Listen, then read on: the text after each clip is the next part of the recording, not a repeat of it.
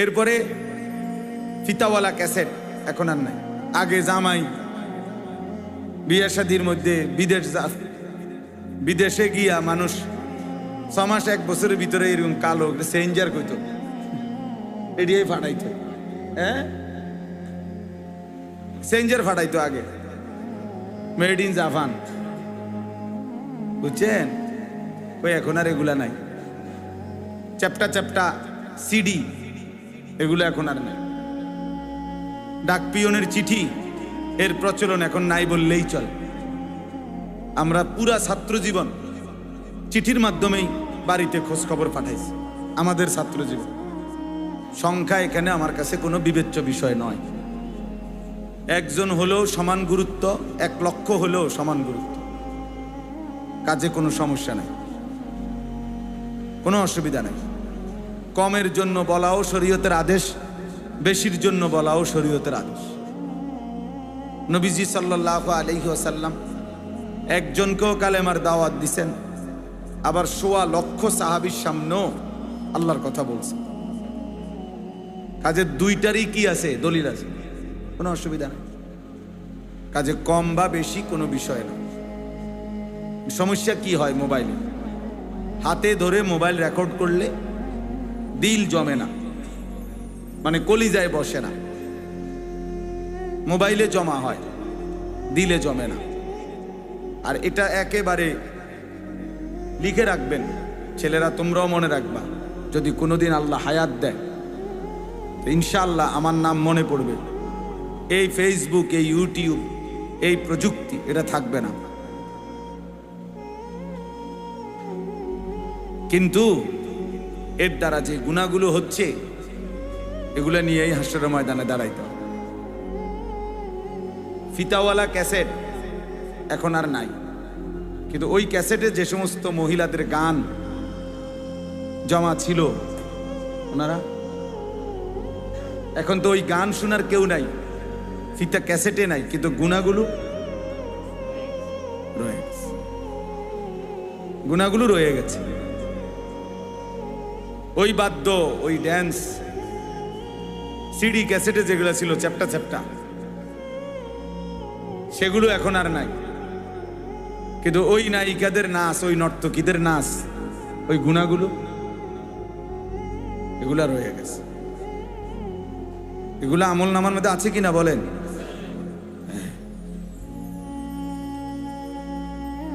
বাংলাদেশের একজন নায়িকা শাবানা, খুব সম্ভব না, উনি বারবার অনুরোধ করছেন, শতবার সরকারিভাবে আবেদন জানাইছে বিভিন্নভাবে, যে তার ছবিগুলো যেন আর কি না হয়, প্রচার করা না। তওবা করে পর্দানশীল নারী হইছে, আল্লাহ মাফ করলে সেটা ভিন্ন, আল্লাহর হাতে। তওবা করলে মাফ আল্লাহ করতেই পারে, কোনো অসম্ভবের কিছু না। কিন্তু যে নারী তওবাবিহীন মারা গেল, সে তো জানেই না তওবা করতে হয়।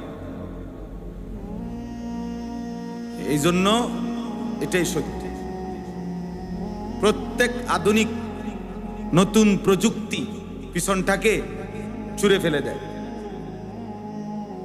ছুঁড়ে ফেলে দেয়। টেলিগ্রাফ ছিল আগে, এখন আর নাই। আমরাও দেখছি ছোটবেলায় ওই ছোট্ট কাগজের টেলিগ্রাফ আসতো, চিঠির মতো। ডাক পিয়নের চিঠির চাইতে একটু দ্রুতগামী টেলিগ্রাফ, এগুলো এখন আর নাই। এরপরে ফিতাওয়ালা ক্যাসেট এখন আর নাই। আগে জামাই বিয়ে শাদির মধ্যে বিদেশে গিয়া মানুষ 6 মাস 1 বছরের ভিতরে এরকম কালো চেঞ্জার কইতো, এডিয়াই ফাটাইতো। চেঞ্জার ফাটাইতো আগে, মেড ইন জাপান, বুঝছেন? ওই এখন আর এগুলা নাই। চ্যাপ্টা চ্যাপ্টা সিডি এগুলো এখন আর নেই। ডাক পিয়নের চিঠি এর প্রচলন এখন নাই বললেই চলে। আমরা পুরা ছাত্র জীবন চিঠির মাধ্যমেই বাড়িতে খোঁজ খবর পাঠাইছি। আমাদের ছাত্র জীবন পোস্ট কার্ডের মধ্যে আব্বা টাকা পাঠাইতো, মানি অর্ডার তো একটা ছোট্ট কাগজের মধ্যে নিচে দিয়ে কুদ্দুর জায়গা ছিল লেখার, এটার মধ্যে আব্বা লিখে দিত, আনিস 300 টাকা পাঠাইলাম, পাইয়া ফিরতি চিঠির মাধ্যমে জানাইস বা জানাইও, খালাস। এতটুকুই ছিল। তা আবার চিঠি দিয়ে আব্বারে জানাইতাম বাসায় যে টাকা পাইছি। তো সেগুলো এখন কই? তাহলে আমার বয়স হলো 44 বছর। 1981 সনে আমার জন্ম। তাহলে 44 বছরের প্রথম 10 বছর বাদ দেন, ওই সময় আমি কিছু বুঝি নাই, ধরে নিলাম। তাহলে পরবর্তী 34 বছরের ভিতরে মাত্র আমার চোখে দেখা এতগুলো প্রযুক্তি যেগুলো ছিল আমি দেখছি, সেগুলো এখন নাই। তাহলে আগামী 40 বছরের ভিতরে এই প্রজন্মেরও অনেক কিছু যারা এখন দেখছে থাকবে না। বুঝেন নাই? কিন্তু গুণাগুলো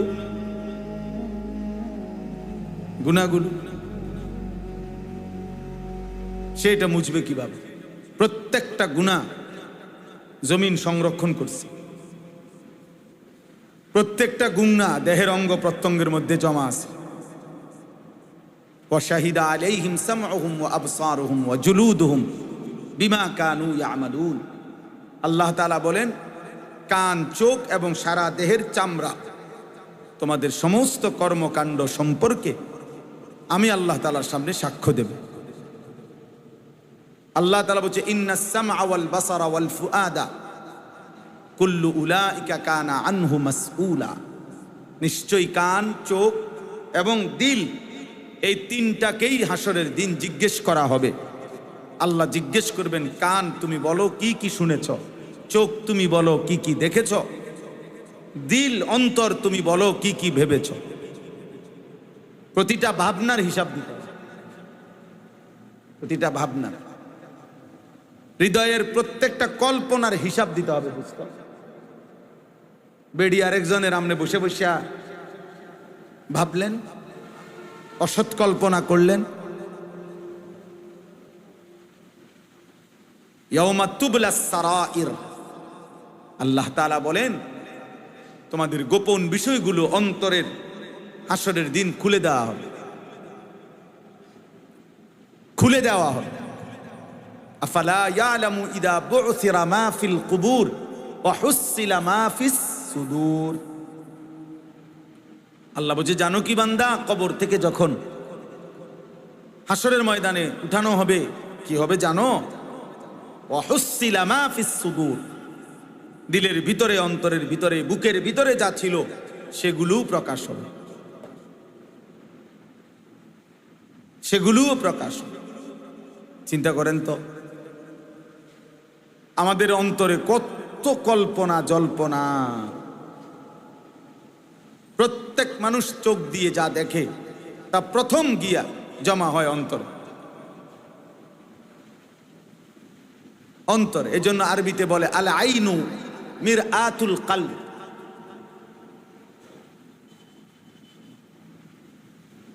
ও ইমরান ভাই, আল আইনু মিরআতুল কলব, চোখ হৃদয়ের আয়না। চোখ মূলত কিসের আয়না? আরবি প্রবাদ, হৃদয়ের আয়না। চোখ প্রথম কালেক্ট করে, হৃদয়ে এসে জমা হয়। এরপরে এই হৃদয় থেকে যাবতীয় প্ল্যান প্রোগ্রাম, সামনে কি আগাবে না না আগাবে, এই নারী আরো দেখবে কিনা না দেখবে, এই নারীরে ভালোবাসবে কিনা, তার পিছনে পিছনে গুড়গুড় করবে কিনা, আরো কত রকমের অসৎ কি কি হইতে পারে, পুরা প্ল্যানিংটা এরপরে দিলে বসে বসে করতে থাকে। আগে চোখ তথ্য সংগ্রহ করে, এরপরে অন্তর প্ল্যানিং সাজায়, প্ল্যানিং সাজায়।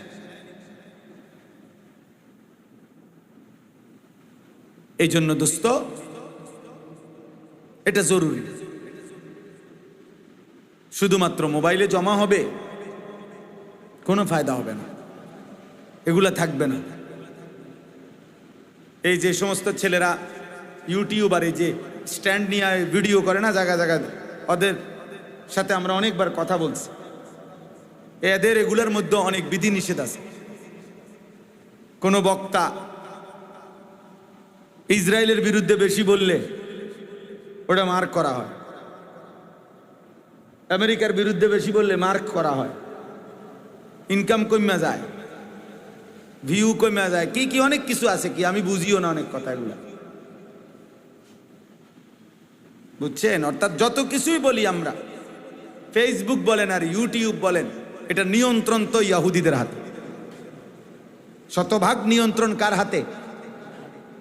ওদের ভায়া না হয়ে আমাদের কাছে আসে না, ওরা আগে দেখে, এবং প্রত্যেক অক্ষর বা যে ভাষাই বলুক ইংলিশে ট্রান্সলেট হয়।